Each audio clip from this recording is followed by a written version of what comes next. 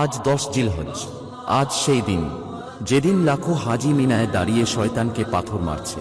চারদিকে শুধু তালবিয়ার ধ্বনি, লাব্বাইক আল্লাহুম্মা লাব্বাইক, হাতে ছোট ছোট কঙ্কর। কিন্তু এর ভেতরে লুকিয়ে আছে বড় একটি শিক্ষা।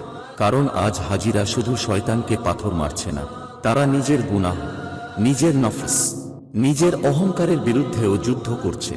ভাবুন তো, লাখো মানুষ একই জায়গায় দাঁড়িয়ে আছে, সবার হৃদয়ে শুধু একটি আশা, হে আল্লাহ, আমাকে ক্ষমা করে দিন। আজ মিনার পথে মানুষের চোখে পানি, কারণ হজ্জের এই মুহূর্ত শুধু একটি আমল না, এটা আত্মাকে বদলে দেওয়ার একটি সফর।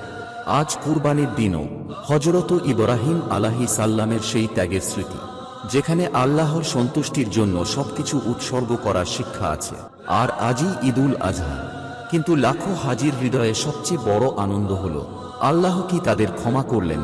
হয়তো এই মুহূর্তে কোনো হাজি কাঁদতে কাঁদতে বলছে, হে আল্লাহ, আমাকে নতুন জীবন দিন।